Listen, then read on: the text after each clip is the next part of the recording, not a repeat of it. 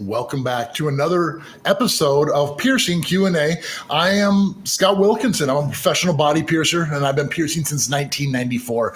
And basically what we're doing here is we're just going through a bunch of questions and answering them as much as we can. We don't get to all of them, so hurry up and post your questions as soon as you get a chance. And the person talking to you behind actually, no, it's not even behind. We have a camera now, don't we? I'm in front of this. Jared. I'm behind the other one, though. So you're not wrong. You're right. Hi, everybody. Okay, so that's Jared. My name is Scott. And when we ask our questions today, we're just going to ask you to be as thorough as possible. Real vague questions are tough to answer, so let us know exactly how long the piercing's been there, what the issue is, what you think it might be, and what you're doing for aftercare. Another thing I want to say is Happy New Year. This is our first episode of the new year, and it's kind of our 2-year anniversary. This is the first week of January, first of the year, and it's our 2-year anniversary here with Piercing with Scott since we put up our first video. Very cool. So yeah, congratulations, Jared. Awesome. Congratulations, Scott. Thank you. All right. Should we start with some questions? Yeah, we have a first question from Annie Finn. Okay. How many piercings would you recommend getting in a single ear at once? Okay.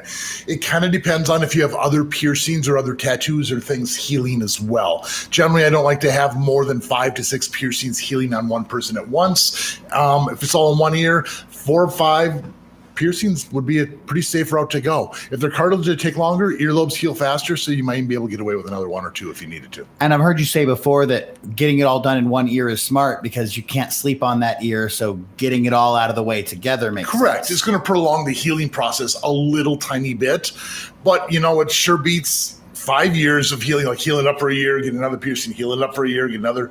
That's just too long. Get them all done with once. Sit. All right. Question. Are ear and nose tunnels different?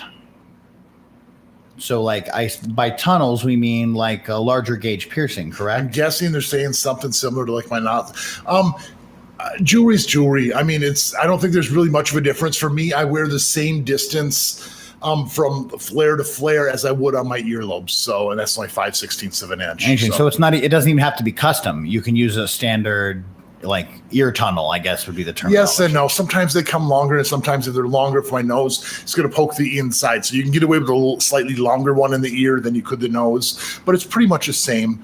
I like the top hat style or single flare style for my nostril, but for earlobes, they're a little bit more stretchy, so you can get away with double flares a lot easier. Interesting. So you have to shop around, but essentially jewelry is jewelry, like you were saying. It is, and I know exactly what I'm looking for. I know the size, and as long as it's the normal wearing length. So on the subject of jewelry, sure. What is your opinion on using surgical steel jewelry? Because it seems like everybody's just titanium these days. Is there anything wrong with steel? Something wrong? No, it's just not as good as the titanium. There's nothing wrong with it unless you have a metal allergy. Some people have metal allergies, and if you're allergic to nickel, there's some nickel inside your steel. 316 LVM. LVMs means low carbon vacuum melt, which pulls most of that nickel to the inside, so it's not really exposed to the skin.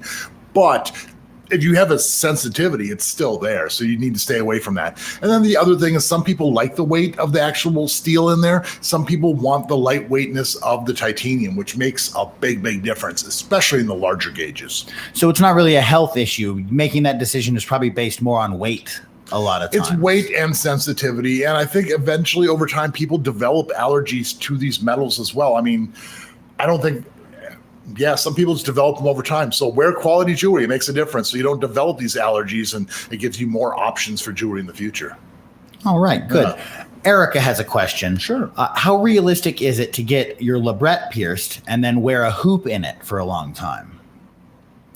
As long as you get it pierced and heal it first and then go to the hoop. I have seen people heal these up and with the ring in there initially, but the thing is your lip's going to be swollen and the ring is going to be moving so much and moving back and forth, pulling the crusties inside. So it's going to be swollen longer. It's going to be tougher to deal with, and it's not going to look straight because it's going to be falling to the side because we have to put an oversized ring in there. So heal it with the stud and then switch to a ring. Some people wear those rings for years and years and years and never have any problems with them and just love them. So common question, but we need to bring it up over and over again. Sure. For a nose piercing, does tea tree oil help bumps? I am not a fan of tea tree oil for piercings. Some people claim it works, but honestly, getting rid of the source of the problem will get rid of the bump. Tea tree oil is an essential oil, and I don't believe it was meant to go inside the body at all. The only oils I ever use for bumps or irritated piercings more than bumps would be Emu Oil. I know it's not vegan friendly, but it's the only other alternative I would say to put on a piercing other than finding the source of the problem and getting rid of the source, whether it's bad quality jewelry or an irritation you're doing by bumping it, catching on pillows, towels. There's a lot of different things it could be. Next up, Light Laugh has a question. Is there a way to pierce your tongue that won't destroy your teeth? The piercing won't destroy your teeth. It's the biting down and damning and biting on metal is what's going to destroy your teeth. So if you downsize to a shorter post and you check those beads on a regular basis, you should be okay. But there's always that risk. If you're really, really concerned about it, you probably shouldn't get it pierced. Of all the body piercings, I would say tongue piercings are the quickest retired piercings, meaning this is the shortest lived. People get sick of them. They might do a little damage and take it out right away. So if you're worried about it, it probably will happen over time, but there's a lot of preventative things you can do to try to minimize that. Question about nostril stretching. Can anyone stretch their nostril up to 50 millimeters, which would be in the neighborhood of 2 inches? No, I don't think so.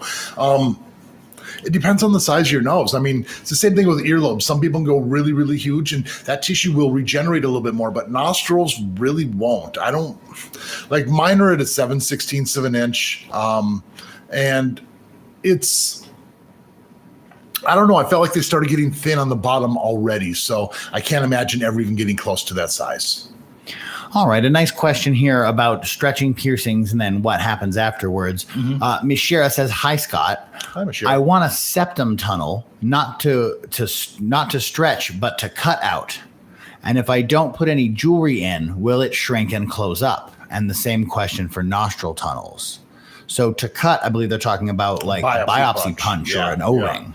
Yeah. There's also people who will take a straight scalpel and actually do the piercing that way with a scalpel. Yikes. Now, if you're going big right away, you probably would want to do the biopsy punch. I personally prefer piercing and stretching up to that size as opposed to the biopsy punch because the biopsy punch is probably going to hit some of that cartilage. Now, if you're removing that cartilage, there's a much greater chance for that piercing hole just to stay open. If you're doing the piercing, you're displacing tissue and pushing it so it would close back up. So if you did the biopsy punch, it's probably more of a chance to stay open. But you're going to lose a little bit of the structure of your nose where your nose is going to be more collapsible and kind of you can push it flat. Mine did that too. So you can see how mine just kind of it lost a lot of its strength. So if you take that cartilage out of there, it's going to lose even more. Interesting. Yeah. So it actually might change the structure of your nose. The structure a little bit, the hardness and it's. So if you want to be able to let them close back up, you suggest standard piercing and stretching. For sure. You can still pierce at a large size, even an 8 or even a 6 gauge and still be safe, and stretch up to a faster size. You don't have to start with the 16. Paul just has a success story, got their first piercing at the start of December, ended up with both lobes and a septum, and watched a lot of your videos before making the jump. Congratulations, and thank you very much. That's awesome. All right. Both lobes and septum. That's how you start. That's a good look. Keisha has an interesting question. Have you ever placed thread in a tragus piercing? My piercer placed thread in my tragus piercing, saying that it speeds the healing process and prevents it from rejecting. No, what they're trying to do is that's a really, really old school way of piercing your ears where people would pierce with a thread and then just leave the thread in there. And I don't know, like imagine tissue, like the chance of infection, the tissue is going to grow in there. It's going to create more scarring. It's not going to be as clean of a fistula as a normal one would. Plus, I don't know any body jewelry that is made as thin as a piece of thread.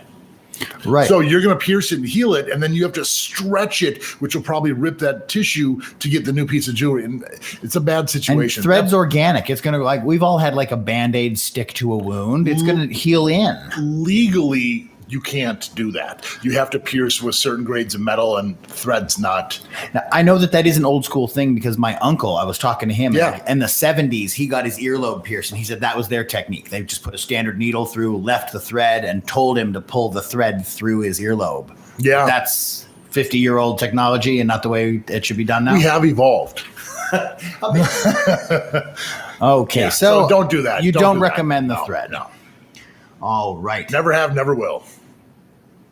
Maggie has an industrial and is a little scared to switch out the bar. Any tips? Is that something that's easy to do on your own? If your piercing is sore, tender, or you have bumps, that means you're not ready to change out your jewelry. It should be fairly easy to kind of move around. It shouldn't hurt at all, and it should feel completely healed before you change it out.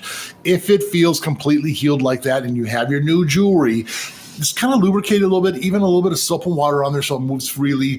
Take the jewelry out and the new one will fall into place. If it's still within, 6 months to a year, it could close up pretty quick. So make sure it's fully healed up first. And if you're real nervous about it, just give yourself time to go see your piercer so they can help save your piercing. We have things called tapers, which are metal pins, which are real thin and go up to the same thickness, which can re-stretch open the hole if it did close up on you. Now, just to get a little more info for Maggie, what if she can't unscrew the beads? Is there any tips or tricks for what she, like if say she's just trying and can't quite get that to undo? They can be really tricky. Wash your hands with a lot of soap. You need to get all the oils off your hands and you're going to get a better grip. Sometimes even use a little rubbing alcohol to get that extra oil off your hands, and that should help you loosen it up. Also, sometimes you can take like a little paper towel and use that to hold onto the beads, but stay away from tools. No pliers, anything like that, because those tools will scratch and mess up your jewelry. We have specific tools to use to get those out if that's the case. But generally, having a piercer will be able to get a better grip and get it out. Or if you have access to latex or nitrile gloves. Nitrile are better because less people are allergic to them. Dante says, hi, Scott, and Happy New Year. Happy New Year to you too, Dante. Thank you. She would like to know when she can expect to be able to wear lipstick again after getting a gestrum piercing that's a week and 1 day old. One of my receptionists wears lipstick and she got a gestrum and she was able to get it fairly close without getting it inside there. I would still give it another week or a couple weeks before you even start doing that. Another thing to keep in mind is if you're wearing masks and the lipstick, sometimes that mask can kind of smear it and pull it into the piercing. So that might be an issue too. If that's the case, you would need to wait longer yet. But it's considered to be an open wound for at least a month. So keep that in mind and listen to your body. Your body will tell you. If it gets inside there and your piercing swells up and gets really sore, you need to back off. Now, if your earlobe tunnel skin is very thin, is there a way you can make it thicker? Not much. All I can really suggest is to massage it and kind of try to keep the blood flow going to that area, and that can kind of help get back to a little bit of a normal, but you're not going to really develop more tissue. I've heard rumors of things that are injectable that can kind of create new tissue to stretch with, but I haven't seen anything or know anything directly. If you do, let me know in the comments. I'd be curious about it. Another success story. Katie is super excited. Just got conch piercing yesterday at an 8 gauge. Absolutely loves it. Congratulations. That's awesome. Yes. And that's fairly serious piercing, isn't it? Yes. Conch at an 8. Big 8. Yeah. Yep. All right. Happy New Year from Sid. What's your favorite method of stretching ears? What's the proper way to use tapers? Do you wear the tapers for a while or just use them for initial stretch? Or tapers the wrong way to go? Tapers are the wrong way to go as far as wearing as jewelry. A lot of times people get the tapers and you can easily overstretch your ears. People leave it in there and like you push a little bit more, but before you know, you have all these micro tears and you rip and tear your ear. A proper stretch should not hurt. So number one, the best tool is time. Okay, once you can see that little gap or it seems like there's a little light going through the top of your piercing, you can probably go up to the next size. Second tool is a hot soak or in a shower, because that hot water is going to soften tissue up and allow it to go in a lot easier. And the third thing, like you were mentioning, is going to be the tape. That's my favorite method. Excuse me. After you get to like probably maybe a 2 gauge, maybe a 0 gauge, you can start using Teflon tape or electrical tape to kind of start wrapping around your plugs and stretch up. And that's going to be the fastest, safest way to go, as long as you're not overdoing it and pushing it too much. So that's the best method. Tapers work really well as long as you give it enough time and you don't overdo it. But there's a lot of piercers and even people at home who take these tapers and just slam them in. And when you slam them in, you're doing damage. It's a slow, steady process. Annie's question is the one that probably a few different people might have a question about. Annie has had a keloid before, but non-piercing related, just on a standard wound, and has had a piercing with a gun used that did not develop any kind of keloid. Do you think that it would likely be okay to get further piercings with needles? Yes. Well, first of all, I would like to clarify keloid. Keloid is generally an overused term. I'm not saying you don't have keloids, but a keloid is a medical condition where if you get a little cut or a scrape, you're going to create a scar that continues to grow. Not just a big scar. If you have a big scar from something, that's just scar tissue, and some people just scar more. But if you have that bump that grows bigger and bigger, and it's a serious concern, then I would say no, you should talk to your doctor, see if there's... But generally, piercings are a bad idea if you're really, really prone to keloids. It's really tough to avoid them. If you just scar a lot, yeah, just be careful on where you get, because it will leave a little bit of a scar, but you could still heal your piercing. Because a needle piercing should be less traumatic than a gun piercing, correct? For sure. But I mean, even just a little cut or a scrape can turn into a full-on keloid. It has nothing to do with piercing guns or needles. It's the wound to the flesh. It's the actual wound itself and the way you heal. Yeah. Okay, so something to keep your eyes on. Look into the research of keloids, actual keloids, not just like Google images searches, just like research and see what that condition is. And you'll see what I'm talking about, and you'll know right away if you have keloids or if it's just normal scarring. Now, Kaylee Knox has a question. She has 3 lobe piercings and a rook and looking for suggestions. That's tough to do without seeing her ear. So I would probably say just submit your pictures to our What Should I Get Pierced series. Yeah, my only recommendation would be more. Get more piercings. Kaylee, that's his official recommendation. Yes. All right. So Michelle Logan has a question. What does it mean when I want to purchase jewelry for my Helix and it comes in long or short? It means you bought from a generic company who doesn't sell the specific sizes. It's like buying a pants that are big or small.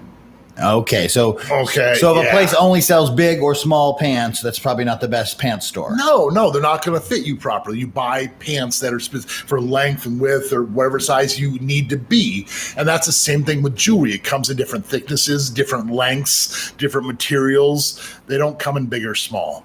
Now, how can we help Michelle? What does she probably need? Can you measure your own ear? This is for a Helix piercing. For a Helix piercing? I mean, generally here where I at Piercing Vegas, we pierce at a 16 gauge, which is the thickness. Some people will go thinner, some people go thicker, but I find that 16 seems to be the standard and what is the most jewelry options. The length size, we might pierce you at about a 5/16, maybe a 9/32 of an inch as far as the length for initial piercing, but you can probably downsize to a shorter post beyond that, maybe 3/16, quarter inch. You know, it really varies from person to person, but there's many sizes, thicknesses, and that's what you should try to look into. If you're not sure, go find a piercer and say, hey, what size should I be wearing? And we can look at your ear and say, hey, you're wearing this. This is what you would want to have. An experienced piercer would be able to do that. So there's a good chance that at this shop, long is just for your swollen new piercing, and then short is for a healed piercing, is most likely how they're breaking it down. Probably, but yeah, that's... You never know. There's more sizes than long and short. All right. Yes.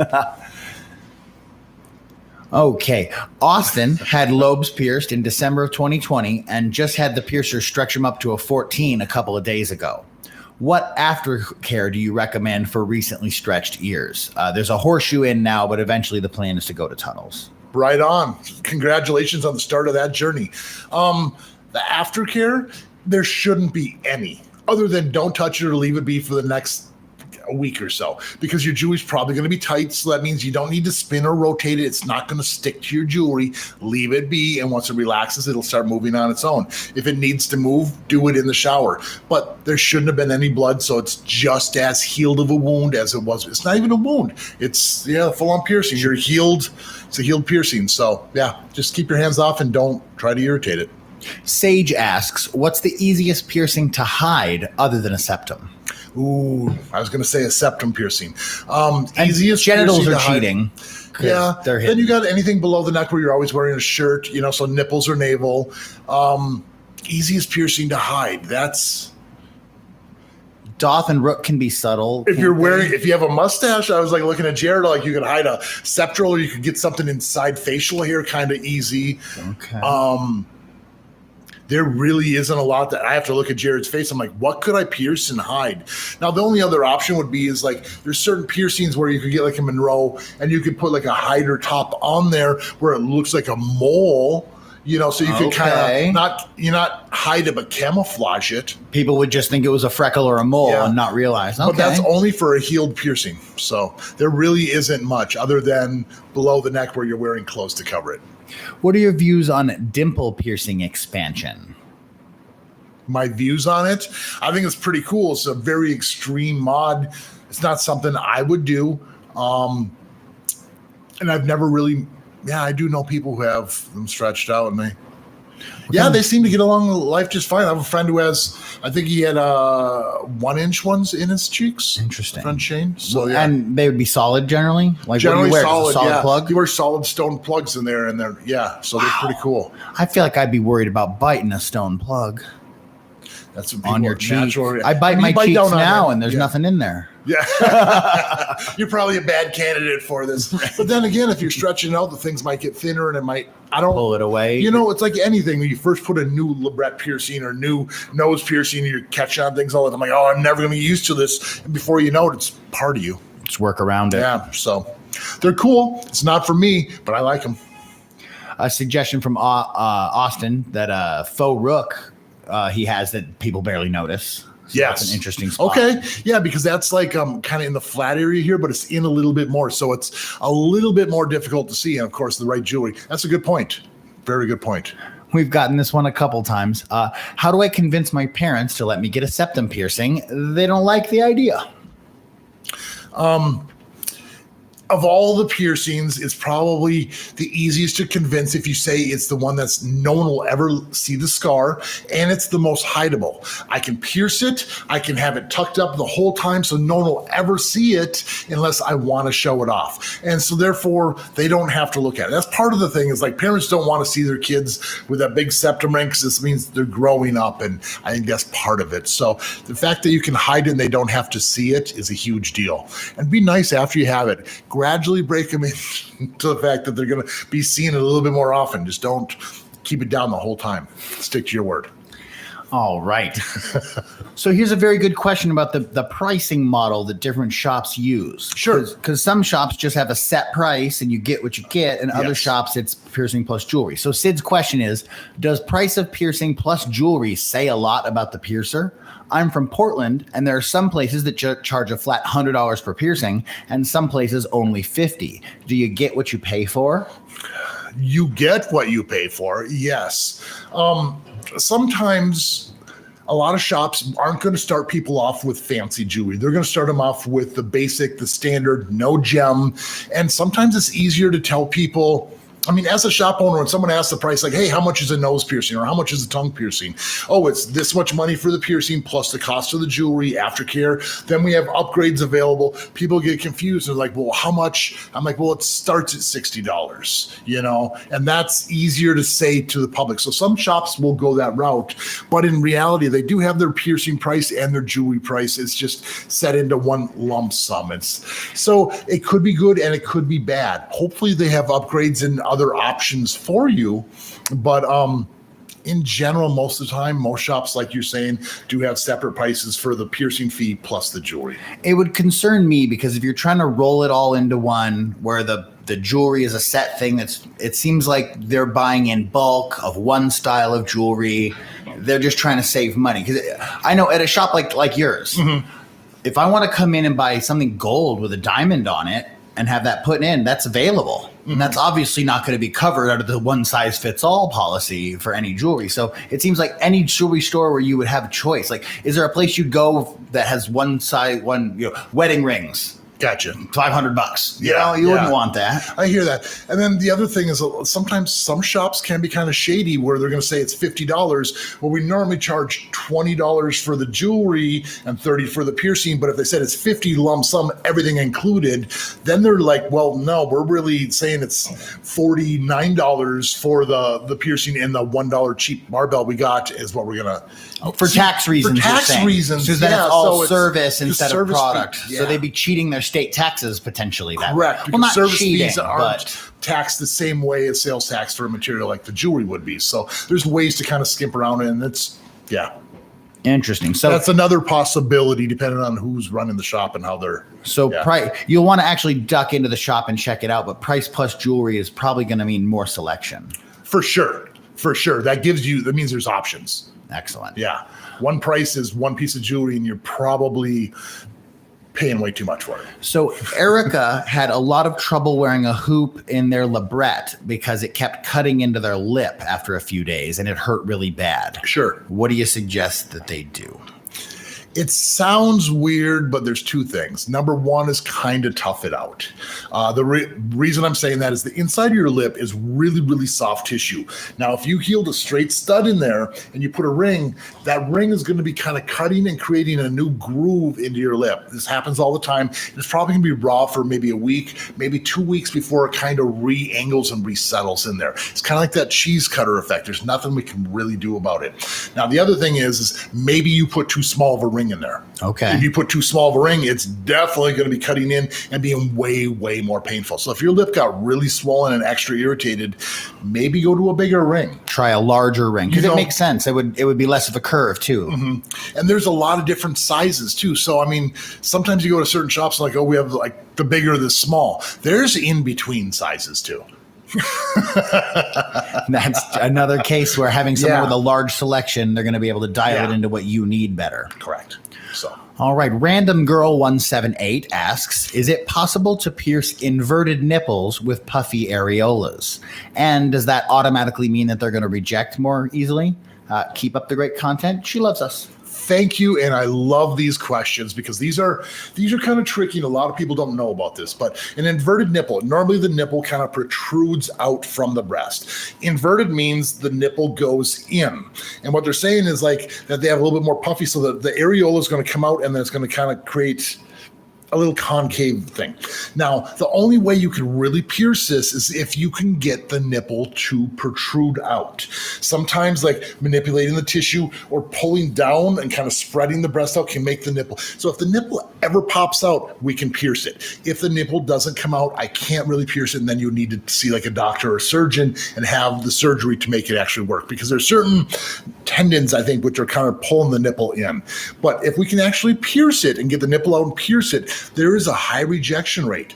But at the same time, it also keeps the nipple out, and sometimes we can pierce it a second time and actually anchor it out, and it'll stay better the second time. So there is a high risk of rejection, but if you're trying to fix the inverted nipple, it can actually work. So the scar tissue from the piercing can actually leave them less inverted. Correct, because the nipple's pulled out from the piercing, then you put a scar behind it, and the scar doesn't allow the nipple to want to go back in, so those tendons loosen up. And if it does reject out, the nipple's already out, and we do it again, and the nipple's further out.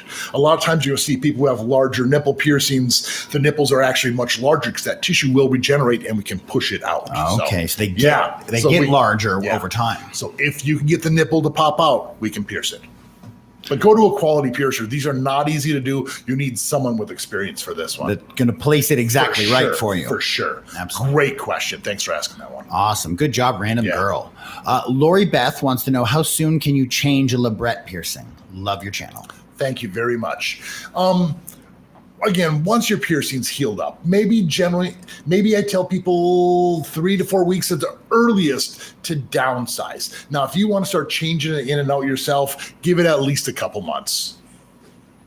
Got to do it, wait until it's not sore at all. And correct. It needs to be fully healed. Even after a month downsizing, it's still technically healing. But if you leave the longer one in there and it's moving back and forth, you're doing damage to your piercing.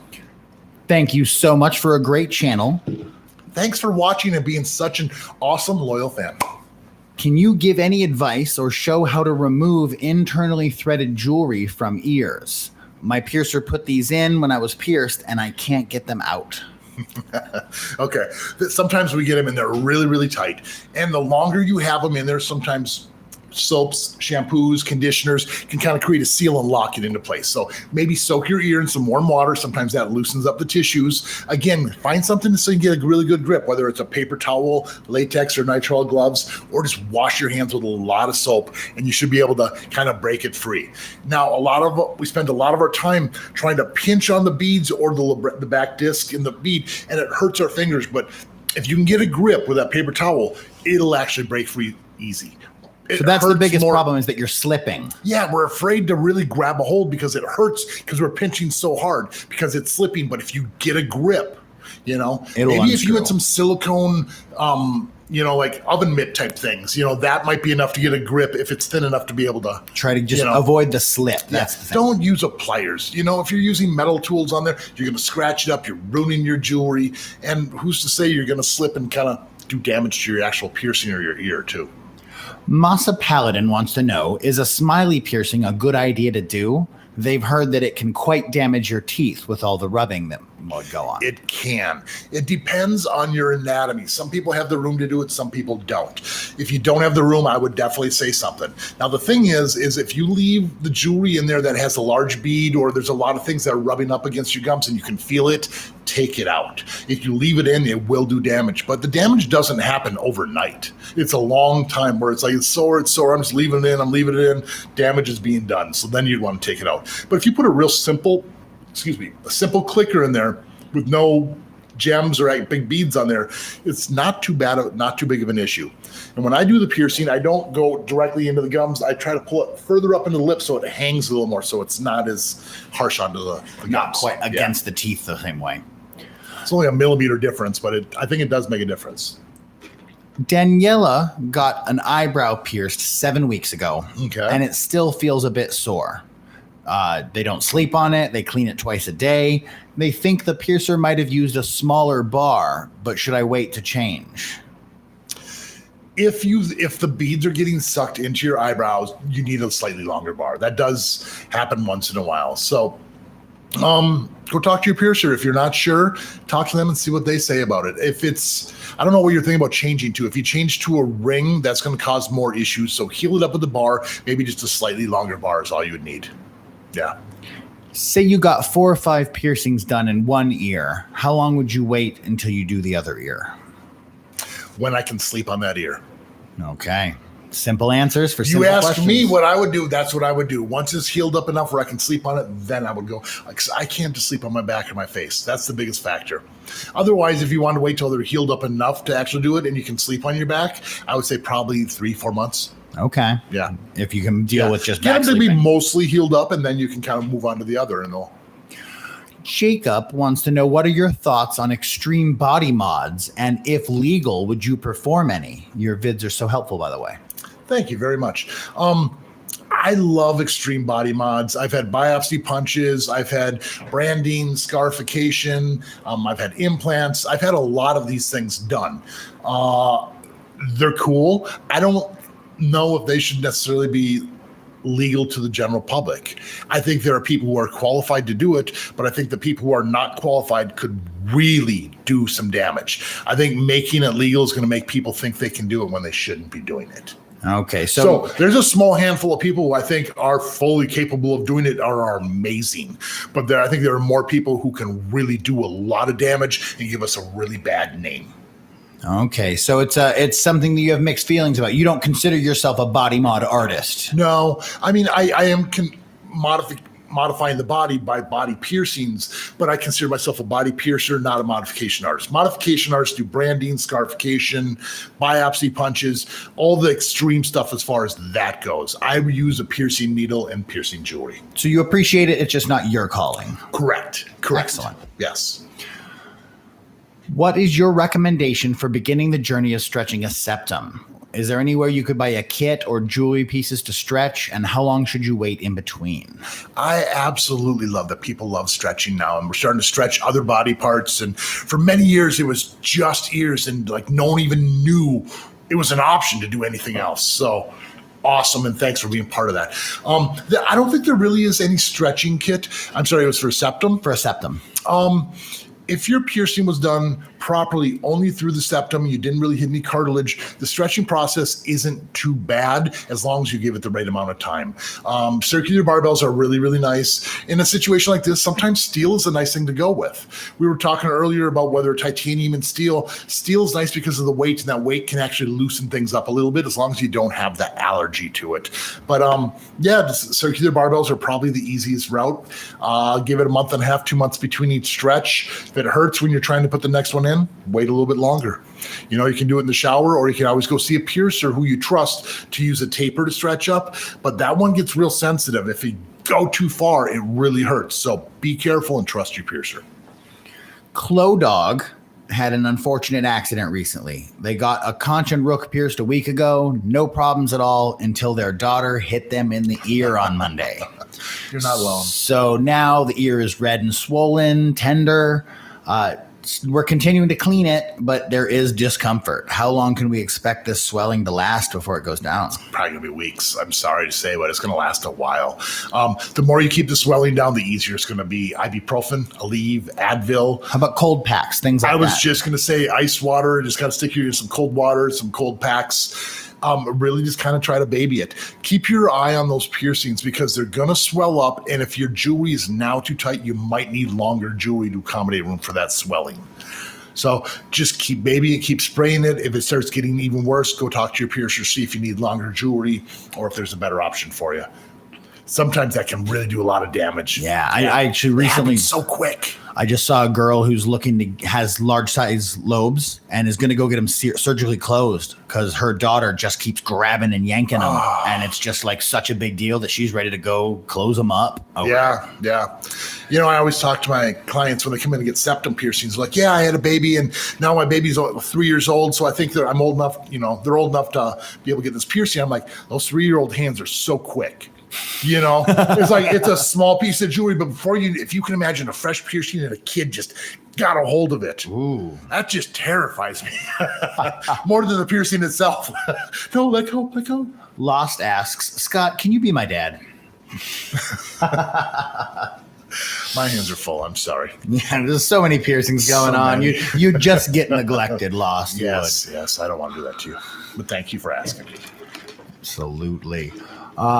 Where is your shop located? I'm going on a road trip this year, and I would love to get my final face piercings done by the legend himself. I would love to pierce you. And this has been happening more recently. I love this, how people are doing road trips and coming to see me. I'm here in Las Vegas. I'm about 3-4 miles right off the strip. So if you know the strip at all, there's like MGM and Tropicana. That's Tropicana Avenue right there. And I'm about 3-4 miles down and just right on the side of the road here. So it's pretty easy to get to. Uber and Lyft can get to us real easy. It's not walking distance. You would want to take a cab or some sort of But if you're road tripping, you got your own car, so you'll be fine to get here. That's true. Yeah, we got a huge parking lot in the back.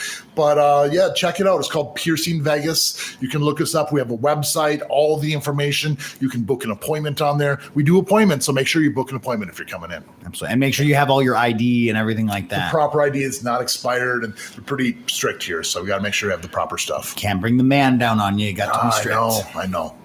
All right. Can't wait to see you. Heather says, I was wondering, when can you use a product like Neilmed for a cartilage piercing? Should you rinse the saline solution or leave it be? So what are your thoughts? Saline solution versus Neilmed versus nothing? Okay. It's kind of what I thought was going on. So you're using saline solution like for contact lenses, I'm guessing. No, they mentioned Neilmed. Oh, okay. I see what you're saying. Saline solution, or they mix it themselves. They could be making or mix it in themselves. Mix. So yeah, the only thing I would suggest using is a wound wash spray like Neilmed directly from the can. That is sterile saline solution. Saline solution that's in for contact lenses isn't sterile. Sometimes there's other chemicals, preservatives, things that could be inside there. So that's why I like the Neilmed only. And then some people also say the sea salt soaks where you mix up your own. You're trying to mix up a salt water. I'd rather the lab do it absolutely perfect and do it in a sterile environment. So that's why I only suggest the wound wash spray directly on there, wipe off crusties, and try to leave it be. Brianne Oxford got an industrial pierced, but it developed a bump. We did the aftercare properly. It was pierced by a pro piercer, but the bump still just wouldn't go away. Why? Took it out. Is it safe to get it again? Yes, absolutely. Even though you go to a pro piercer, piercers are human. Now, if you were to do a piercing and your angles here, if you're kind of looking here, Jared, am I doing this right? Yeah, you're killing it. I lost my video monitor today. So, but anyways, if it's perpendicular and it's this angle and this angle, you should be able to heal it up. If you're sleeping on it, you bump it. Sometimes that's enough to create that bump to last a long, long time. Now, if your piercer pierced one angle this and this angle slightly off, it can be a little off even if by pro piercers, and it will not heal. So getting it re-pierced at the right angle can help quite a bit. Plus, going through the scar tissue sometimes can heal a little faster. There's a little bit more blood flow to that area. And your body's somewhat kind of used to it. So it should be easier a second time around, I hope. All right. Yeah, totally safe to redo it. 8 makes team. My nostril piercing, my nose piercing is really hard to get out. It's a clip ring. Okay, I'm guessing it's a clicker. That's where you have, okay, let's go to the screen here, Jared. Like if you had a ring like this, and then there's a little hinge right here where it kind of comes around, and this thing moves back and forth, okay? And this part here should click right into there. Now, a lot of times they're really tough to get out. What I like to do is I'll take like a Q-tip, break off the cotton part, and if you stick it inside, is it a nostril piercing? Yes, I believe so. Yeah, stick it inside there, and as you spin the ring, you can kind of pull out. Sometimes you get a better leverage to actually pop that out. That's the way that it works best for me. I have bigger fingers. So you're trying to find that seam. You're spinning the ring slowly and pushing, trying to find the and eventually you'll break it pops. free. Sometimes you can see a seam, but the other one might be, it's hard to tell exactly where it's at. Okay. So just the pressure pushing out a lot of times will pop it out for you if you can't get it manually. So, and yeah, if you can see where the two seams are and you get it out, that makes it even easier yet. But once you figure it out, it should get a little easier with time. Leilani has a good question. Well, I don't. It's purely an opinion question, but we'll get your opinion. Which is better, a vertical Lebrette or snake bites? Vertical Lebrette. You heard it here first.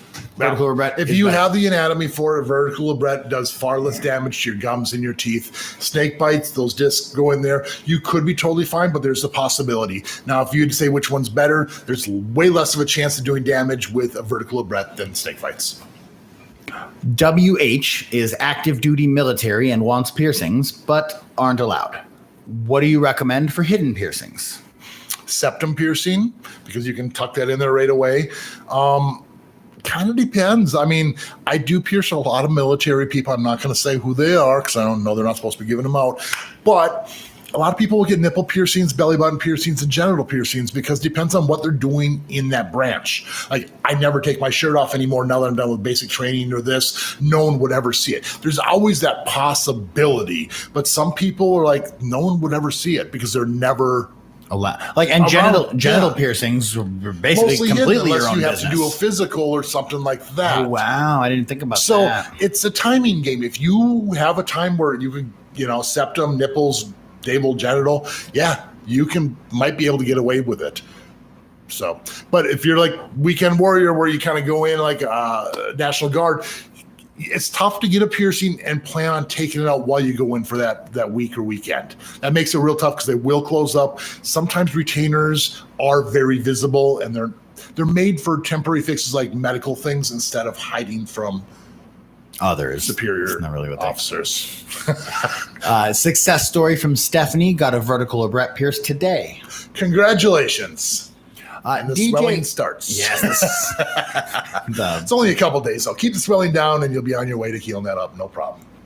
DJ Ebeats asks, is it normal for my new nose piercing done a little over a month ago to have a small white bump? Not 100% sure if it's a bump, though, near the piercing. Also, is it normal for it still to be sore after 1 month? Sometimes it is. Sometimes we sleep on it, catch a towel, shirt, and we may not think we did damage, but just that littlest tug or snag can do damage and take a little longer. Technically, it takes 6 to 8 weeks for that nostril piercing to be mostly healed up. So you're still in the middle of it. Keep cleaning it and baby it, and it should be good. Now, if the jewelry's getting sucked in and the jewelry's too tight, you might want to get a longer post in there if that's the case. That little bump, probably is a piercing bump. So just keep babying it. It will get better with time. It's not a pimple. Don't pop it. Nekonaya has each of their nostrils pierced once, and once they're done healing, they intend to connect them with a chain. Sweet. Maybe get each nostril pierced in another spot.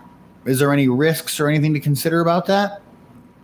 Maybe get nostrils pierced in another spot. Like maybe just some additional nostril High piercings. nostrils, mantis, some sort of, yeah. You can totally do that. There's really not much risk. The only risk would be is like the chains that go across from nose to nose. Typically you have threadless jewelry in there. Okay, which means you have the disc on the inside and a push pin. So if the chain got pulled, a lot of times that chain is gold and it probably would break before it ripped tissue. That would be my only concern. A lot of times that chain is pretty snug and tight to your nose too. Now, if you put it in with nostril screws and then that chain got pulled, you're not going to be able to pull those tops off, and that would be more of a concern for me. Okay, so you're thinking about it being breakaway. You're concerned about it pulling and tugging. So a lot of times those threadless tops almost make it breakaway, so there's less of a chance for getting caught and really ripping or tearing. That's my only concern. Yeah. All right. Just watching not to get caught, that chain caught on anything. Think of your lifestyle. If you're constantly getting bumped in the nose or you're wearing stuff that's hidden it, it's going to be a problem. But if not, yeah, you should be fine.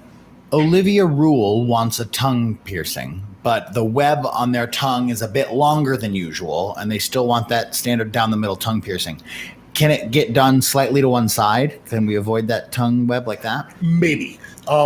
It depends on your web. Sometimes the web actually kind of creates that little triangle web where you can see through it.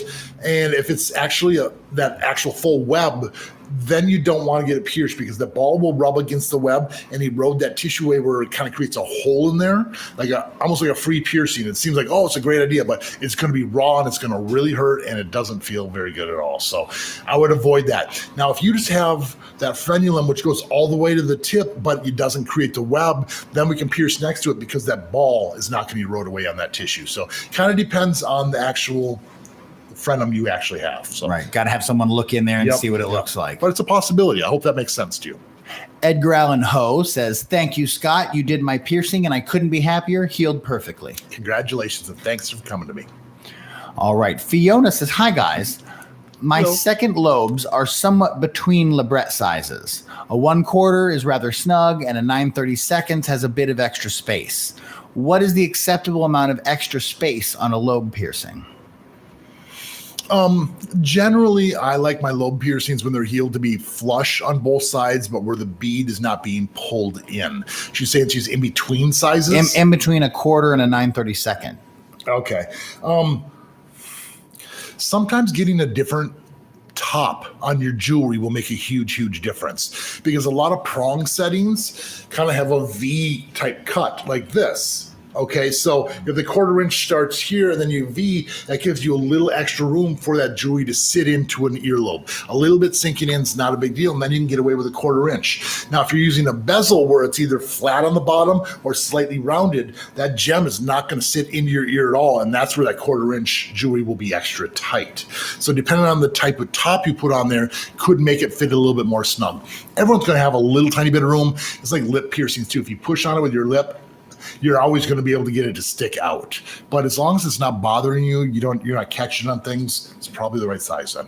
So with the right jewelry, you might be able to make the smaller one a little work. Bit more snug depending on the type of top. Does that make sense how I explain that? It does. Yeah, like prong settings are generally sitting on there like a V, and the bezel sits more flat or slightly cupped. So the bezel doesn't sit into the ear as much. And the snug is only a problem if it creates soreness, right? Correct.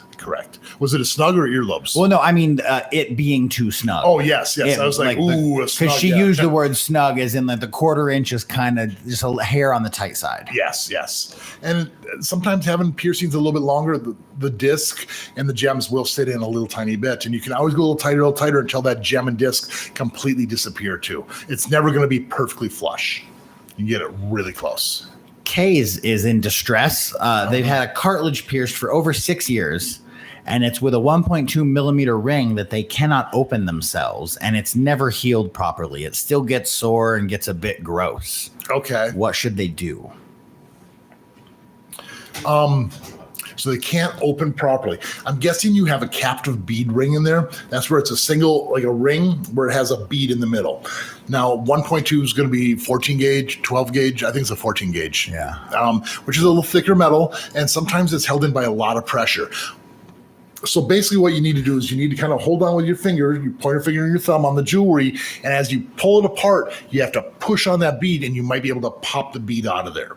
Now, if it doesn't pop out, it could be a fixed bead ring. Now, if the bead doesn't spin inside there and it's like stuck in one position, you might have to physically bend the ring to the side like that because the bead might be welded on one side. So that's another possibility. Now, it could also be a clicker, could it not? A clicker or a seam ring, exactly. It could be a ring where there's no bead and there's just a seam where you have to like twist it apart like this. But again, a 14 gauge in steel or titanium is going to be really tough to do without the proper tools. So it's most likely a captive bead ring or something like that. Might need to go into a piercer to have it removed if you can't get it by hand. But they're tough. They are tough. So we have someone with 20 neck piercings and 10 hand piercings all the way on the hand. Is there a high chance of rejection for things like this? They have 20 piercings on their neck and 20 on their hand? That's what's being indicated here. Or 10 on the hand. So 30 total. 20 neck, 10 hand.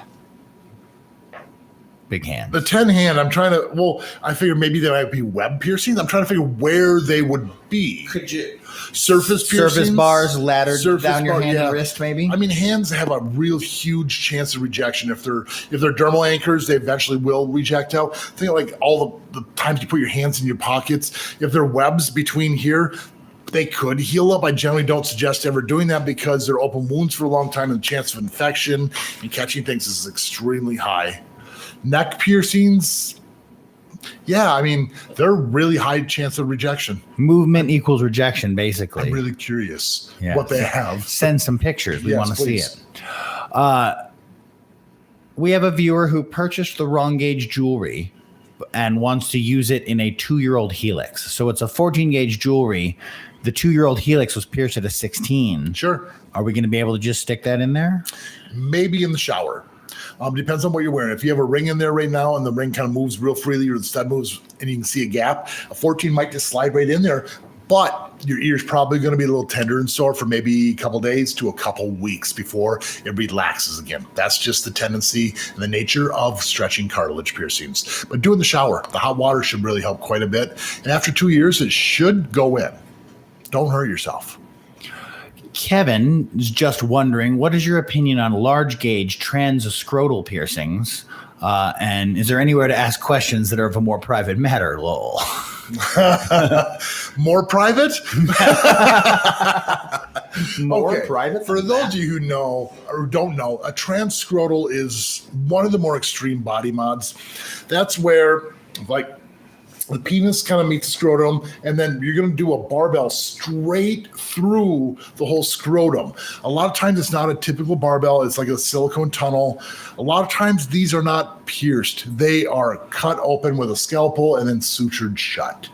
That's the only way I really know that these work. So you kind of cut it open and then create the seam. Tighten it down around the... Yeah, I know that can also really... The chance of impotency increases dramatically. There's a lot of risks that are involved with this one. So I don't know much more beyond that. I think it's pretty awesome. They stretch really crazy. I know people can get 2-inch plugs in there. Wow. But yeah, there's other risks involved too. It's cool stuff, but that's as far as I can really. If you had other questions, I mean, I don't know much beyond that. You can always send a question to Piercing Vegas. Yeah. Right. Or Piercing with Scott, actually. Yeah, Piercing with Scott at Gmail is the easiest. Kaylee asks, can cartilage jewelry be too thin and cause a cheese cutter effect? I'm asking because I've thought about it and it sounds painful. It does, and it's a long-term effect. It's not like it just cuts. I mean, it could if you got it caught and pulled really hard, but a lot of times it's over time. So if you're concerned about it, you could get to slightly stretch up your piercings to a little thicker jewelry. I like 16 gauge. That's generally the minimum. I like in the outside helix or inside. The only one I'd ever do an 18 gauge on personally is the forward helixes, just because it's tough to fit the jewelry back behind there, and 18s don't get moved around, or the forward helixes don't move around as much. Grapefruit Heart wants to know what your opinion is on nosebone jewelry for a nostril. My piercer told me I shouldn't use it, but I prefer it over every other jewelry type. Okay. Once you find the appropriate fit jewelry, it works really, really well. Nosebone jewelry, I personally hate. I'm going to say straight up. Now, for those of you who don't know, nosebone jewelry is like, if this is where the gem is and it's all fancy up here, you get sparklies and kind of stuff. Okay. It's basically an art lesson, everyone. Yeah. So then you got your post right here, but then it has a little ball or a little spike on the inside, which is actually bigger than the post. So you push it in and then it kind of snaps into place. A lot of times the post from here to here is too short and this bead gets pulled into the inside of your nose and it creates a huge amount of scar tissue. Sometimes the skin closes up and you have to just kind of yank it out to get it out. I've actually seen this inside bead too big to where it gets stuck in the nose and we've actually had to cut the jewelry to get it out of the nose. So I'm not a fan of this. Once in a blue moon, you're going to find someone, maybe like yourself, who says it works perfect for me. And it could. But most people, it causes more problems than it's actually good. Excellent. So if it works for you, then okay. But understand that you are just smashing something too thick through the hole. So obviously, it's going to cause trauma. Yeah, you're stretching and ripping and tearing as it goes through each time. MJ wants to know if you can start a helix piercing off with a cluster. I like the look of a 5-gen cluster, but I'm worried that might make aftercare and cleaning more difficult. Is that true? Yes, it is true. Not a lot more true. The only reason why a cluster up in the helix area would be tougher to heal is because there's a larger surface area where crusties are going to build up underneath. Now, I do give a little extra room for swelling during the initial healing process. So when you're cleaning with the wound wash spray, you spray under the cluster and on the back of the ear, and you can still get in there with like sterile gauze or a paper towel and wipe all the crusties out of there, which eliminates that source of that problem. If you're lazy about cleaning, you shouldn't be getting the cartilage piercing anyways. So if you want to get it, it's totally fine. I do suggest downsizing to that shorter post because it might stick out a little bit and it could be a little bit propeller-ish, because it's not going to be snug against your ear. But after a couple months, you buy the shorter post and you can still have that same look. Daniel is having an issue, got 4 piercings 15 weeks ago, and there has been severe inflammation in the one where the doctor said I should take it out. I have done. My ear was about to eat piercing, but now my ears are completely hard. Okay. So the jewelry's all the way out, or it sounds like the doctor recommended the removal, and we did remove it. Mm-hmm. It sounds like the problem might have been caused by the jewelry not being long enough if it was about to eat extra the piercing. Scarring and whatnot. Yeah. And how long's it been out, did they say? They didn't say. And their concern now is that their ears are completely hard. It's probably going to go back to normal. A little, not normal, but it's going to get better. A lot of times when we do this, you get a buildup of scarring on the inside, and that swelling scarring will dissipate as time goes on. There's things like Mederma, other name brand scar tissue removers you could get, and that might help. But make sure that it's all the jewelry's all the way out and give it some time. Time is generally the biggest factor. Let it heal up and then maybe try again later. I know what you're talking about. Sometimes it can deform the tissue, but massaging, getting the blood flow to the area is huge too. Pamela wants to know what could cause a bruise in a new piercing. Hitting a vein or small capillary. It does happen. I remember you got black eyes when you did your eyebrows. I totally got shiners from my eyebrow piercings. Eyebrows are notorious for it because there's a lot of little capillaries. Anti-eyebrows, notorious. It's like such soft tissue. When you hit a little capillary, the blood spreads, and that's what you're going to get the black eye or the bruise from. I've actually done a nipple piercing before where the girl came back in and her entire breast was actually like almost bruised. Wow. We were really concerned, and I talked to a doctor friend of mine, and like, it can happen. A week later, she called and said everything's back to normal again. So bruising can happen. You hit a vein, capillary, something, the blood spreads underneath. It shouldn't be from your piercer hitting you. So Bryce had a nostril with a stud, and after a year, switched to the hoop, cleaned it well, but after a week, there was a small irritation bump. Okay. Took the hoop out, put the stud back in, bump goes away.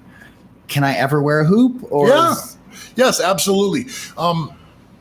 Try it again after maybe another month, and you might be better the second month. If the same thing happens, take it out, let it relax, go again. If it's just a little tiny bump, maybe kind of bear it out for an extra week or two. But if it starts growing, definitely go back to the stud.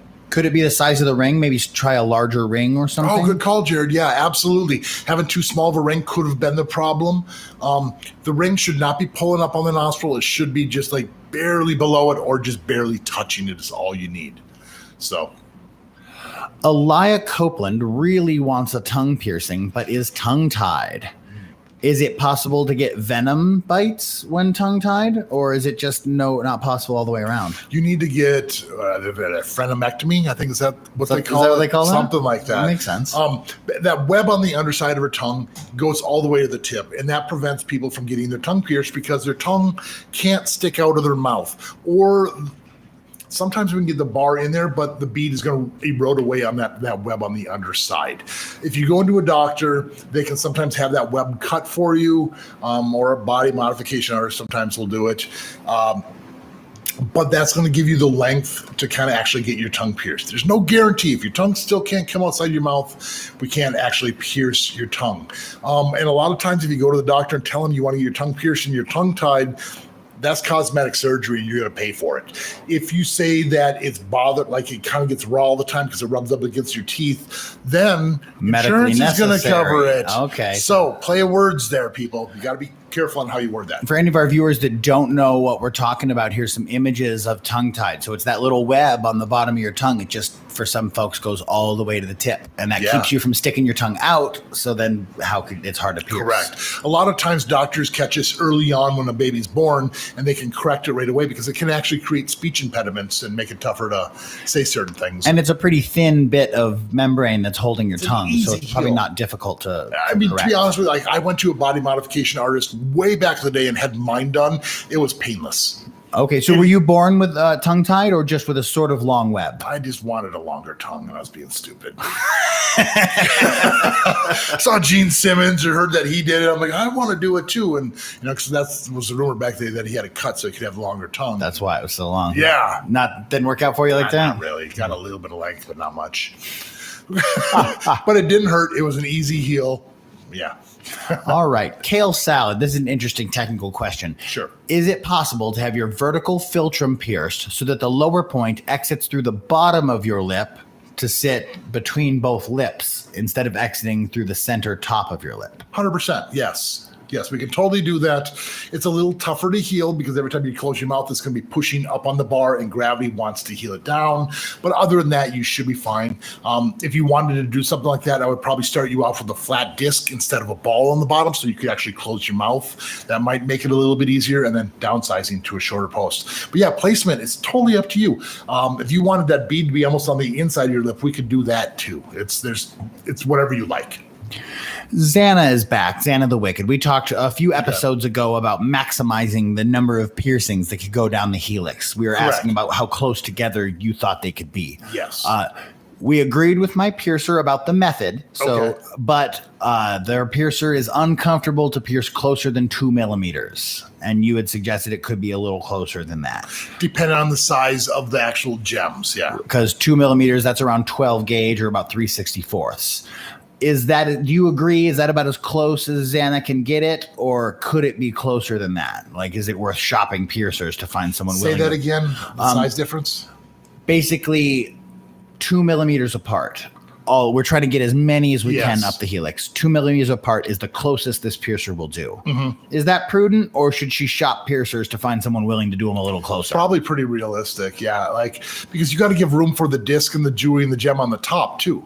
2 millimeters apart. I mean, most discs are going to be 3 to 4 millimeters on the back alone, so things are going to almost be overlapping. So yeah, that's really close. You're not going to get closer. If they're a quality piercer, that's pretty good. And you can make estimations here, but this is the person looking at your ear. So you might want to default to what they're kind of saying. Correct, because everyone's body's completely different. Your ears might be super thin and paper thin. The thickness of it, depending on where your snug is compared to the helix, there's a lot of factors which we need to look at. So, but yeah, 2 millimeters is pretty close. It's probably pretty good. Brianna says, thank you for the triple forward helix you pierced for her. It's excellent. Congratulations. Thank you. And thanks for watching again. Sarah says, hi, I'm Sarah. Hi, Sarah. My piercer pierced my septum right through the cartilage. How can I heal that? Also, where can I find your jewelry? Because I love it. If you're going right through the cartilage, you can still heal it. It's just going to be a little bit longer because there's not as much blood flow to the area and it's a little bit thicker. So expect a couple months as opposed to probably several weeks. So that's kind of the difference. It makes it tougher to stretch in the future, but you can still heal it. If you don't like the placement, you could take it out and get it re-pierced in the proper spot and it'll probably heal in half the time. Little tip from Austin about getting stubborn beads off of piercings. Suggest using a wide rubber band and wrapping that around and using it for grip. Absolutely, because that's a latex. It's like good call. I like that one. I'm gonna take that one. And then hopefully we're still working on the jewelry store. Jared, any updates on? Yes, we're coming together with that. The store is a little bit out, but we should be coming with some T-shirts and merch very soon here for everyone. Excellent. All right. Sid, living with my parents as a 20-year-old, been wanting to stretch my ears for 6 years now, and they hate the idea. Tips on how to deal with this situation, because I want to respect them, but I still want to express myself.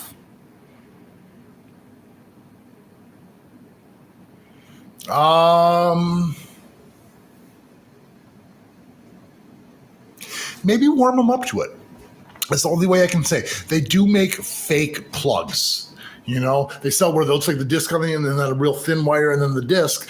And if you bought some of those in like a 6 gauge, you know, or 4 gauge where they're not crazy huge yet, and then they might accuse you like, are those plugs? I'm like, no, they're the fake ones. I just want to see what it looks like. It's just jewelry. You're not stretching your ears. They might get used to it. Then you buy a bigger set, and then after a while, they might not even, it's not that big of a deal. That's pretty good. And then when you good. can start stretching, you've warmed them up to the idea of it.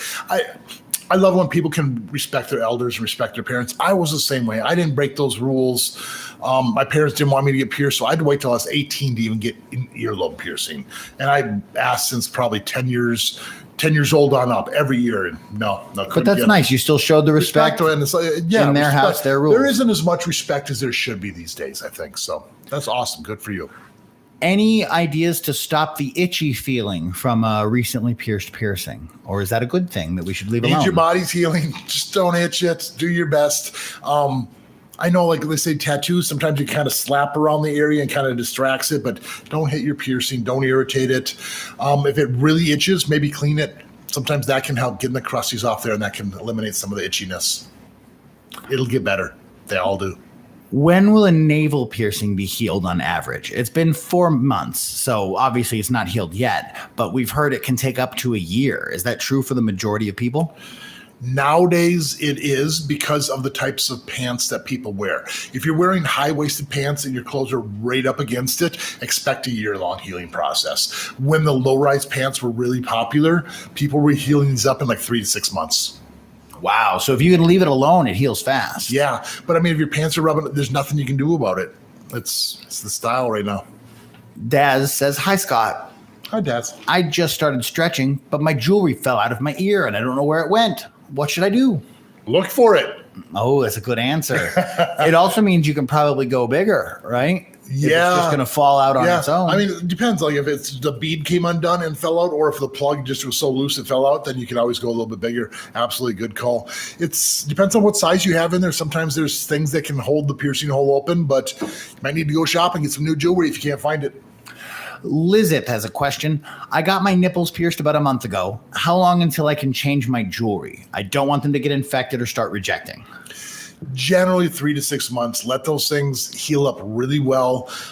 After that, you're pretty well established where you can change it out. You're going to have crusties. Crusties last a year to 2 years minimum on nipple piercings. So keep cleaning it, keep the crusties off there. But if it seems healed after 3 to 6 months, you're probably fine to change your jewelry. It closes up quick. Keep jewelry in there. Take it out, put the new ones in right away. Got a question here from Rusty Nails. I really want an industrial piercing, but I wear headphones all the time. Is there absolutely no way to wear headphones and have this piercing? And actually, I want to add to that our most recent video, What Should I Get Pierced? Edward, one of the folks in that video, actually left a comment saying they wear a lot of over-the-ear headphones and wanted to know if your recommendation of Helix piercings was compatible with over-the-ear headphones. Okay, there's the triple forward Helix, right? Is that what we were talking, or Helix? I think it was regular Helix on Edward. Regular Helix? A Conch and 3 Helix. A Conch and 3 Helix. If it's pressing up against there, the headphones, it's going to cause problems. You got to find the right time in your life where you can do it. Maybe get some earbuds for the time being. You may hate earbuds, but if you need to heal your piercing up first, and then you can go back to the over the ear. And is that the same for Industrial's a long healing process. So that's a year before you're going to be wearing the earphones. Depends on how big those cans are on your ear and if it's going to be touching. Okay, so if you got big enough headphones that it left your ears alone, then that works, right? If it was in contact with your skull and not your ear. Yeah. All right. So shop around for headphones. You could probably find something. Let's get crazy here for a second. What if you had some cheaper earphones that you were able to cut a slot out of the foam to where it didn't touch that part of your ear? That's clever. I don't even sometimes you get creative, think outside the box and find a solution, but that's going to be an issue if it's pressing up against it. Yeah. Gaz says, hi, love your videos. Thanks for watching. Appreciate it. How long should I wait between septum stretches before I put a silicone tunnel in? I've heard not to use silicone for fresh stretches / while it's healing. So how long is that healing process? Correct. The reason I giggle is because stretching with silicone in the ears creates micro tears. And a long time ago, I had this brilliant idea of this is a mucous membrane. It's constantly lubricated, so it's not going to rip and tear my septum. So let's see if I can get up to a 0 on my septum. It was a bad idea. I ended up having to cut the actual silicone jewelry to be able to get it out of my nose. Wow. It hurt so bad. I messed my nose up. It just grew to you? It just stuck. It just stuck. I've worn them since and healed, and they're no problem, but trying to stretch, and it hurts so bad. Wow. So don't do that. Yeah. Generally 6 to 8 weeks minimum between each stretch for your septum piercing. If it hurts, you need to wait longer. Everyone's different. Sometimes also the septum has different size sweet spots. Some people have a larger area where you can just keep going up, and it's no problem. I was able to go up to a 2 gauge. Once I got to tried going from a 2 to a 0, I was stretching the cartilage, and it just didn't work. So there's a maximum depending on your anatomy. Size. But then again, I've had a friend who had a 3/4 inch plug in his septum. Wow. How can it be just different people? And some people can bend their fingers back to touch the back of their hand. Different people with different flexibilities. Yep. So an awesome success story from Heather Lee. I asked you during your last Q&A what could be done about a swollen anti-helix after more than 6 months. And you suggested changing out the jewelry. Had it done yesterday, and it's completely better already. I love success stories like that. Sometimes jewelry can have a huge effect on your piercings. So good. I'm glad that worked for you. Megan wants to know, can I get a second helix on the same ear 4 months after getting my first one? So it wouldn't be totally healed yet, but is it okay to get another? It's okay to get it as long as the swelling's gone down. If you're getting it right next to it and that whole area is still puffy, it's a bad idea. You need that swelling to go down. But if that area you're getting pierced is not swollen and go for it. You should be totally fine. On my nostril, there's a white bump. What can I do so it's getting less? Stop irritating it, whatever you're doing, and you might need to do some detective work to figure out what you're doing to irritate it. Is it a towel or shirt? Are you sleeping on it? Is it a rag or loofah while you're in, the shower? There's a lot of factors, but once it stops being irritated, the bump will go away. Now, if you've had your piercing for a month, maybe a couple months, and it's a nostril screw and it needs to be tightened up, you might want to go into a jeweler, a piercer, and have that readjusted. If you have a ring in there, sometimes switching to the stud will also help get rid of that bump too. Now, related question, my eyebrow piercing still has some white stuff in there. They think it might be infection, but it doesn't hurt. How do you stop the white stuff? Do you ever stop the white stuff? It does get better. Now, the white stuff we're talking about is the general crusties. Now, when you're dealing with a real light yellow to kind of a whitish, some people look like a pus or a crusty coming out of there. That's more on the normal side. That's the dead skin cells, the plasma, the different stuff, fluids from your body, like shampoo, soaps, conditioner, all that stuff is being pushed out. Now, when you have a thick pus coming out of there that's yellowish to greenish gray, that's more of a sign for an infection, and that's when you should start thinking about seeing a doctor. A lot of times, if you have any sort of infection, a lot of times a hot soak in some warm water can draw a lot of that out of there and go right to that wound wash spray when you're done, and that can help get rid of it. But crusties sometimes can last up to a year. Nipples are even longer. Can you heal a conch normally if you have eczema inside your ears? It's going to be really tough. Technically, here in Vegas, I think it's illegal for us to pierce anything where eczema or you have a skin condition. It needs to be clean and free of that before we can pierce it, because it can cause problems. Talk to your doctor. Yeah. Speak to your doctor. Okay. This is an interesting one. Shannon says, hi, love your channel. That's not interesting. That's wonderful. Hi, Shannon. Can you please tell me what my piercer has done to make the tip of my nose on the left side numb? It also extremely hurt, which I know it shouldn't have, and I had to take it out after 2 weeks. So have you ever heard of that? Like getting a piercing and then it causing numbness or anything like that? I haven't necessarily heard of that for a nostril. I've heard it for tongues before. Sometimes other piercing numbness can happen. Nerves are weird. You know, might have hit a small nerve. I don't know exactly, but that's my only thing I can think of is that they hit a nerve or something. It probably got better when they took it out, and because you do the piercing, we're not necessarily cutting nerves or doing damage that way. You're displacing and putting pressure on it. Okay. So if you pierce right next to a nerve and maybe put pressure on it, that could cause that weird tingly sensation and the numbness. Not 100% sure. But it's uncommon. In the thousands of nostril piercings you've done, you don't run into that much. Correct. Okay. Yeah. So if you got it re-pierced, maybe move it just a little tiny bit, and that might be a huge fact. I don't know. I don't blame your piercer. It doesn't seem like something they could have done that would have caused that, other than they pierced it. It hit the nerve. Kaylee has a great question here, because we take things like this for granted. We just assume that everyone knows what we're talking about, and maybe they don't. Can you talk about exactly what threaded versus threadless jewelry means? Yes. Okay, that's a threaded piece of jewelry. This is a barbell end. It has threads on there, and then the ball, that's terrible, has threads on the inside like so and screws into it.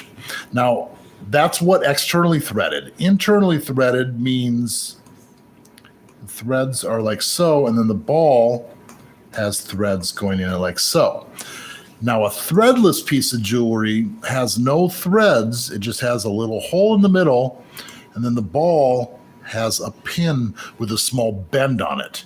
Now, with that small bend, it's held in by pressure, so you just pull these apart. These are what most nostril piercings are going to be, is this style of jewelry right here, unless it's the nostril screw. So this is real common. These don't work well.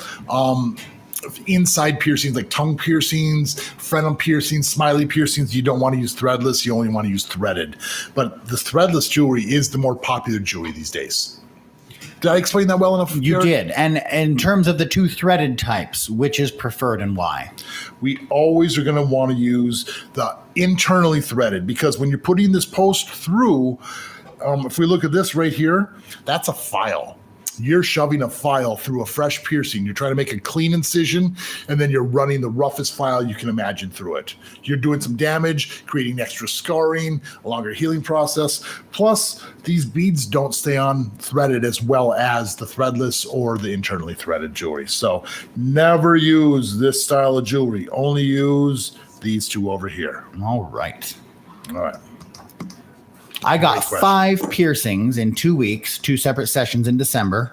How much time will the healing be extended having gotten 5 piercings in the same ear? Does it make each individual piercing take longer to heal? A little bit, not a ton. You're still doing the healing process, but your immune system's kind of broken up into the little area, but it's still healing that ear. So I would say maybe adding an extra month onto it, maybe a couple months if they're being irritated. Yeah. Sam says it's been about 4 months since they got a nose piercing, and there's a bump with some white stuff there. Am I too late for getting rid of it, and will a keloid form? No, a keloid should not be forming on there. The bump with the white stuff, I'm guessing it just happened. The question I would have is, did you change your jewelry recently? You put a ring or a stud in there, something that's different, catch it on a towel. If it stops being irritated, the bump will go away. That's just as simple as it gets. So, and that also answers Juliana's question about what to do for piercing bumps. So find the cause and leave it alone. Correct. If your bump is like really swollen, really irritated, sometimes putting Emu Oil on there can help calm it down and soothe things off. But other than that, don't put any other essential oils, tea tree, any of the other concoctions that you're going to hear on the internet. Just wound wash spray or the Emu Oil. So we get a lot of questions about age and piercings. Sure. Is it a problem for a 13-year-old to get an industrial or for a 14-year-old to get a septum, in your opinion? Or is it a legal issue? Like, what's the... It's more of a legal issue depending on the state or city you're in. Here in Las Vegas, the youngest we can pierce anything other than earlobes would be 14. So, but at my shop, we do a minimum of 16 and up for anything other than earlobes.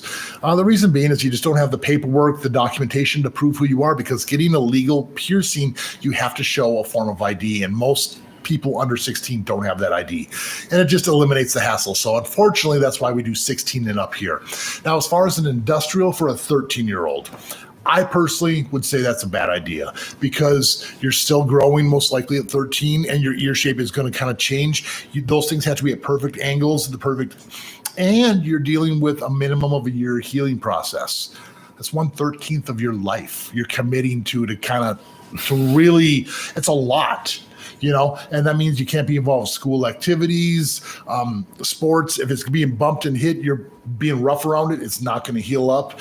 There's so many factors. That's why industrials are a little better for older age, just because you're more set in your life. Yeah. And that first thing you said makes a ton of sense, that if your ear is going to change shape, it'll ruin your industrial. Yeah. So if you want to wear that industrial as an adult for like a lot of years, then you don't want to get it before your ear is its full shape. Yep. And it could cause bumps to grow. If you're still growing and it's changing the shapes, then you're going to have a bad I piercing. don't know. I'm not 100% sure on that one, but it makes sense to me in my head. Omen Harm said, you said you don't recommend a bridge piercing for people that wear glasses, but I only wear contacts and I only wear the glasses late in the evening before going to bed. You still don't recommend? Okay, I guess I got to rephrase that. I don't recommend bridge piercings where the glasses rest right where the bridge piercing's going to be.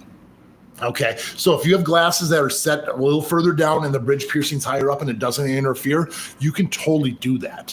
But if you have glasses right where the bridge is and it's resting against it, it's going to cause problems. So that's the only factor I'd really say. If you mainly wear contacts, yeah, you should be totally fine. Just be careful of the glasses you're wearing with it. Blower Phoenix has a question about bridges while we're on it. Yes. I got it a few months ago, and sometimes it gets really red and a small amount of liquid comes out when I clean it. Is that still normal? Yeah.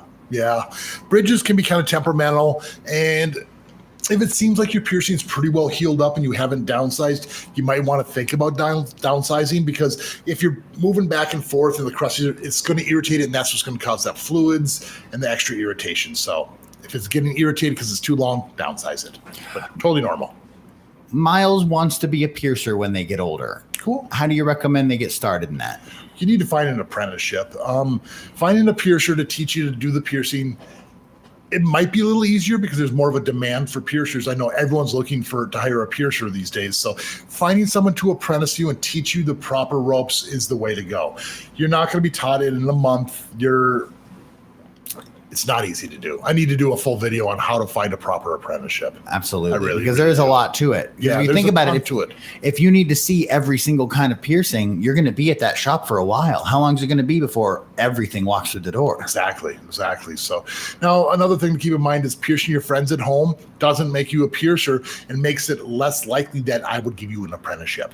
If I find out you do home piercings, I'm not interested. You have a bunch of bad habits. So if anything, take anatomy classes, watch a lot of these videos and see if you can learn all the piercings, understand the gauges and the fraction differences. These are things that work really well. Maybe taking bloodborne pathogen course, CPR, first aid, just being health-minded and how to take care of customers is going to be the best thing you can do. And then find a piercer who will teach you. Be persistent, but don't be annoying. Very good advice. Yes. How do you feel about people making their own saline solution? If you're in a pinch in the country where you can't get it, sometimes that's the only option. It's really tough to do really accurately, but it can be done. Generally, it's 1/4 of a teaspoon of sea salt per 8 ounces of water. Make sure you're using measuring spoon, measuring cup. And technically, you're supposed to be done by weight. It's not by volume. So that means you have to use a scale to do it properly. I'm not even sure what the exact amount is. Also, if you're using wound wash spray, it's sterile. You're mixing up, you probably don't have access to sterile water, so you're going to have to use distilled or filtered water so you can get it kind of close. So wound wash spray is the better option. Entropy in Chicago had a tongue piercing done in 1990 when they were 18. Awesome. Don't play with it. Is it possible that they could get a shorter post to avoid more tooth chips? I believe implying that we've already suffered some tooth chips from this. When you say more, it sounds like the damage. Yeah, I'm pretty sure. And apparently they went recently to update the jewelry, and the most recent piercer just stuck with a traditional length, just basically put the same length in. Oh, I'm sorry.